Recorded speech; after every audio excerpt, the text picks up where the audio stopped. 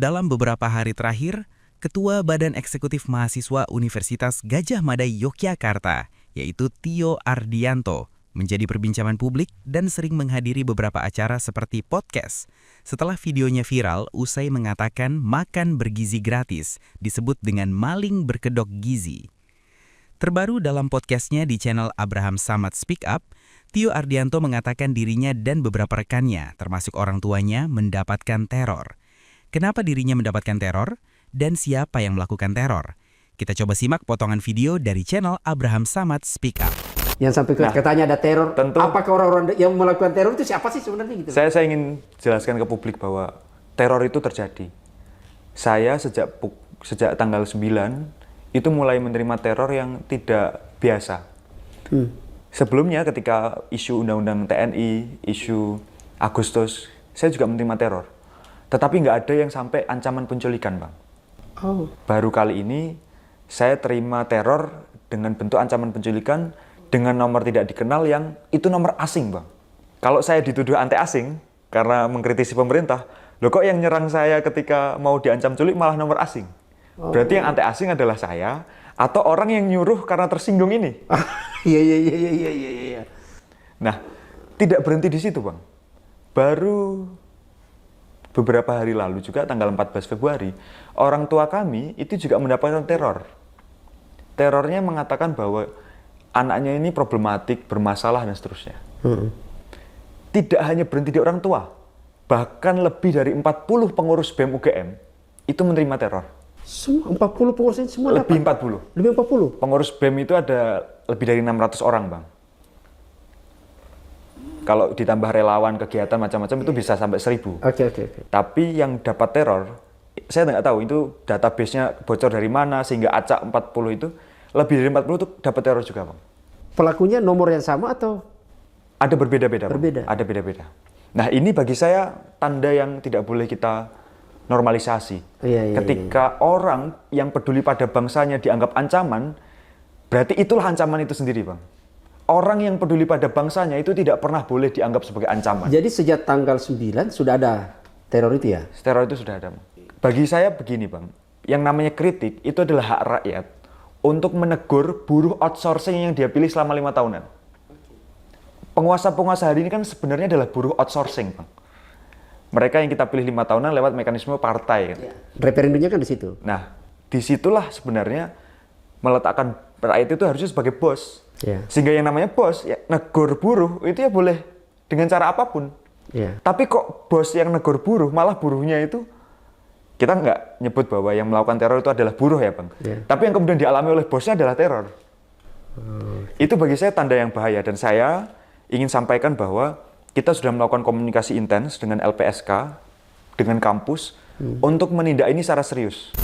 Sementara itu, dengan beredar luasnya berita tentang Ketua Badan Eksekutif Mahasiswa Universitas Gadjah Mada Yogyakarta, yaitu Tio Ardianto, mendapatkan ancaman atau teror, Menteri Sekretaris Negara Prasetyo Hadi mengatakan menyampaikan kritik dan masukan itu sah-sah saja.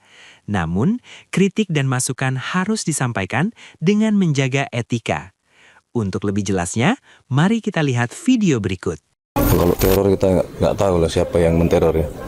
Tapi kalau berkenaan dengan apa yang disampaikan, karena kebetulan kami juga lulusan dari UGM itu, dulu juga pernah aktif di Badan Eksekutif Mahasiswa ya, menyampaikan kritik atau masukan itu selalu kami sampaikan bahwa itu sah-sah aja gitu.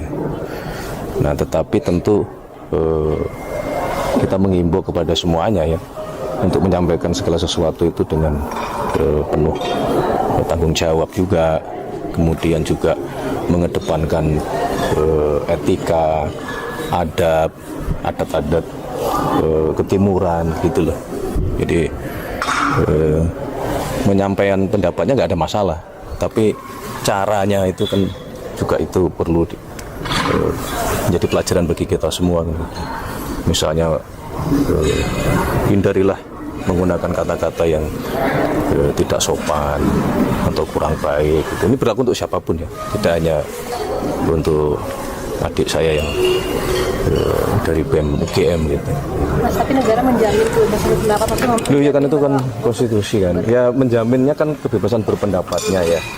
Nah, maka sekali lagi yang bisa kita sarankan ya sampaikanlah dengan arif caranya, jalurnya yang bijak dan pemilihan diksi mungkin juga itu penting kan kita mau menyampaikan sesuatu ya mesti juga memilih diksi yang tepat supaya itu juga menjadi bahan pembelajaran kan pengennya kan memberikan masukan itu kan seperti itu kan.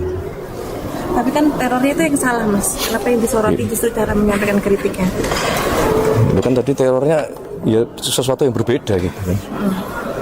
Mungkin kalau atensi terhadap teror itu sendiri bagaimana? Ya nanti kita cek lah. Sedangkan Menteri Hak Asasi Manusia, Natalius Pigai, menilai kritik yang dilakukan oleh Tio Ardianto kurang tepat. Untuk lebih jelasnya, mari kita simak video berikut. Soal teror itu karena apa? Begini ya. Ini saya dari sisi HAM ya, sisi HAM. Dalam konteks hak asasi manusia, pemerintah melakukan makan bergizi gratis, pendidikan gratis, sekolah rakyat, cek kesehatan gratis, perumahan, kampung nelayan, kemudian swasembada pangan adalah sejalan, seirama, sesuai dengan hak asasi manusia. Maka orang yang mau meniadakan makan bergizi gratis, cek kesehatan gratis, pendidikan gratis, sekolah rakyat, operasi merah putih adalah orang yang menentang hak asasi manusia. Orang yang menentang. Kalau kritik dalam rangka perbaikan, boleh. Kritik untuk memperbaiki agar pelayanannya maksimal, boleh. Tapi menentang, mau meniadakan program-program hak atas sandan, pangan, dan papan, hak asasi atas pangan, hak asasi atas pendidikan, hak asasi atas kesehatan adalah orang yang menentang hak asasi manusia. Oleh karena itu, maka saya memberi kesempatan kepada orang boleh memberi kritikan, tetapi tidak boleh mau meniadakan, menghilangkan program yang baik ini. Makan bergizi gratis adalah permintaan dari Perserikatan Bangsa-Bangsa untuk pendidikan bagi orang kecil, anak-anak kecil, kesehatan bagi anak-anak kecil, makanan yang bergizi bagi anak-anak kecil adalah sesuai dengan apresiasi dan permintaan dan harapan dari UNICEF. Ya, harapan dari UNICEF, oke? Harapan dari UNICEF. Oleh karena itu, tidak bisa meminta UNICEF menghentikan. Gimana programnya Perserikatan Bangsa-Bangsa Anda meminta UNICEF menghentikan?